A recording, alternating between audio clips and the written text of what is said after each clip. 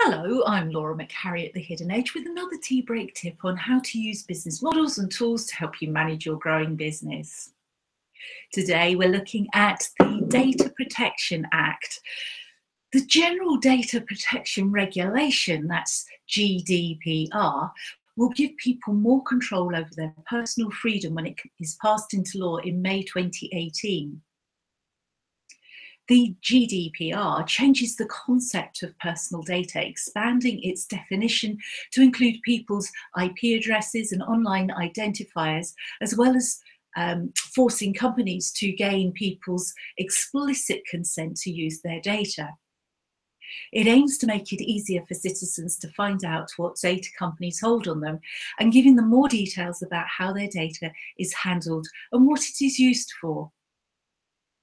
People will also have the right to port all of their data from one company to another and to know when their data has been hacked, as well as the right to be forgotten, which will require some companies to delete people's personal data when asked to. All firms must keep records of their data processing activities. There are 8 data protection principles. The first is that personal data should be processed fairly and lawfully. You need to consider how will individuals be told about the use of their personal data. Do you need to amend your privacy notices, particularly those on your website?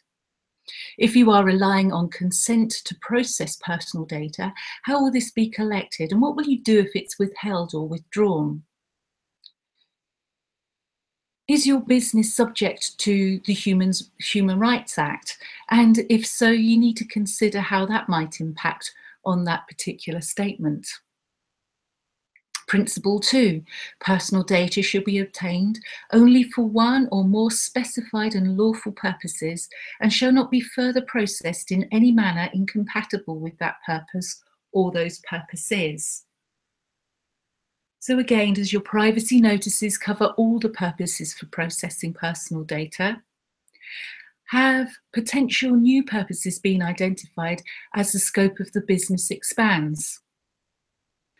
Principle 3, personal data should be adequate, relevant, and not excessive in relation to the purpose or purposes for which they are processed. So, is the information that you are using of good enough quality for the purposes it is used for? And which personal data could you not use without compromising the needs of your business? Principle 4, personal data should be accurate and, where necessary, kept up to date. So if you are using software, does it allow you to amend data where necessary? And how are you ensuring that personal data obtained from individuals or other organisations is accurate? Principle 5, personal data processed for any purpose or purposes shall not be kept for longer than is necessary for that purpose or those purposes.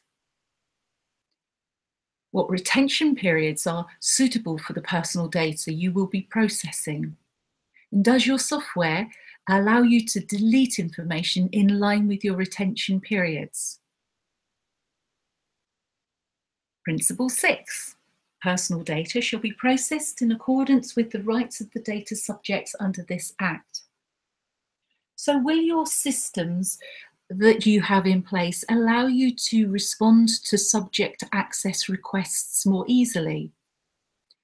If the business is involved in marketing, have you got a procedure for individuals to opt out of their information being used for that purpose?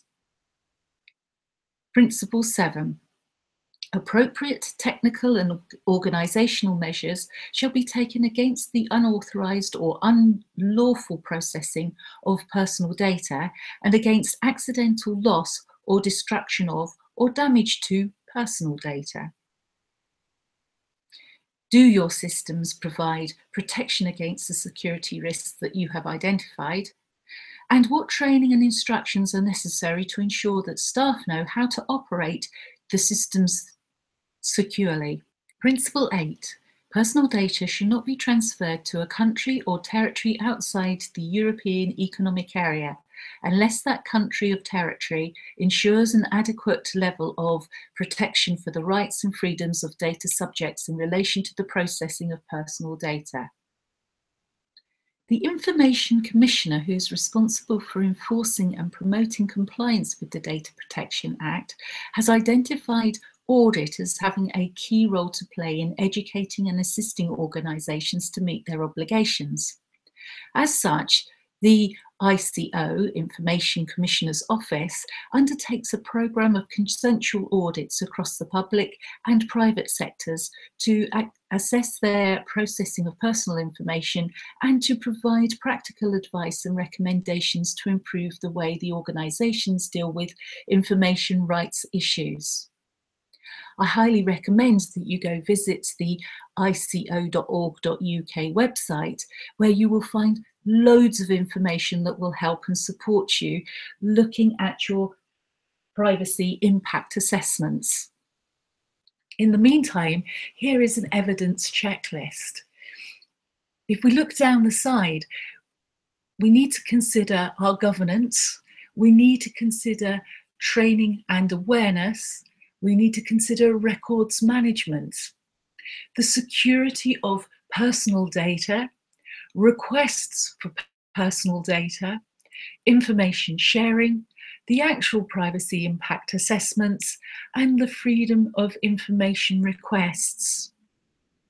And whilst I'm not intending to go through the list that we have here, the checklist, you can see there's an awful lot of documentation that you can use to prove that you have done an assessment and to make sure that your data protection rules and regulations, policies and procedures are adequate in your business. The ICO Data Protection Audit Report is shown here as a template. The audit reports are graded with an overall assurance opinion, and any issues and associated recommendations are classified individually to denote their relative importance. Organisations need to start by understanding what data they require, what they hold and what they process, and what the legal basis is for that. Privacy needs to be designed into the systems and processes, and respect for the data's subject rights needs to be stepped up. Policies and procedures for handling any security breaches need to be in place. And at its heart, however, data protection is about the same issues, understanding what data you've got, what you hold, and why you use it. Do download the templates as a starting point for your own data protection audit. Have a go.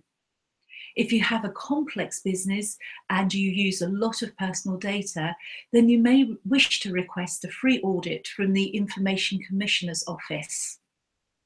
So that's it from me on a whistle-stop tour of the data protection regulations. And until next tea break time, enjoy this one.